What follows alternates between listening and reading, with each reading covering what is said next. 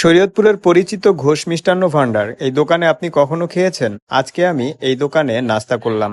আমি এখন শরীয়তপুর জেলার ব্যস্ততম পালং বাজারে আছি। পালং বাজার হচ্ছে শরীয়তপুর জেলা সদর বাজার। আমরা আমাদের যে কোনো প্রয়োজনে এই বাজারে আসি। আজকে আমি আমার একটা কাজে এই বাজারে আসছিলাম, পরে ভাবলাম বাজার থেকে আজকে নাস্তাটা করি।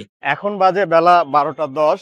এখন পর্যন্ত আমি সকালের নাস্তা করি নাই। তো এখন আমি হারু গোছের দোকানে যাব এবং সেখানে সকালে নাস্তা করব। জাকির ভাইয়ের হাসিটা দেখেন, দেখলেই ভালো লাগে। জাকির ভাই হচ্ছে পালং বাজারের একজন পরিচিত পানের ব্যবসায়ী। যাই হোক, জাকির ভাইয়ের সাথে দেখা হওয়ার পরে আমি চলে আসি ঘোষ মিষ্টান্ন ভান্ডারের সামনে। এখানে পাশাপাশি দুইটা দোকান, এই দুইটা দোকানে সব সময় কাস্টমারের ভিড় থাকে। আমার মনে হয় পালং বাজারের সবচেয়ে বেশি বেচাকিনি এই মিষ্টির দোকান দুইটাতে হয়, মানে যতগুলা মিষ্টির দোকান আছে তার মধ্যে। আমি প্রবেশ করি ঘোষ মিষ্টান্ন ভান্ডারে। এইখানে আজকে সকালে নাস্তা খাবো। ভিতরে ঢোকার পরে দেখি প্রচুর কাস্টমারের চাপ। তো সেখানে যাই, টেবিলে বসি, আমি অর্ডার করি একটা রুটি আর একটা মিষ্টি। কিছুক্ষণ অপেক্ষা করি, তারপরে চলে আসে আমার রুটি আর মিষ্টি।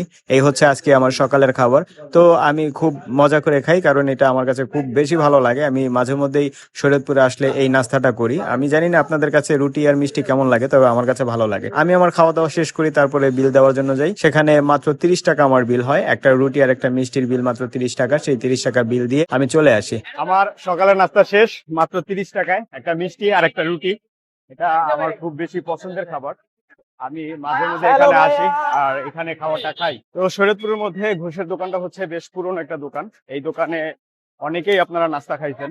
আর আজকের এই ভিডিওটা যারা দেখছেন, আপনারা যারা এই দোকান থেকে নাস্তা খাইছেন বা মিষ্টি খাইছেন, তারা অবশ্যই কমেন্টে বলবেন। আর এই ভিডিওটা শেয়ার করে দিবেন অবশ্যই বেশি বেশি।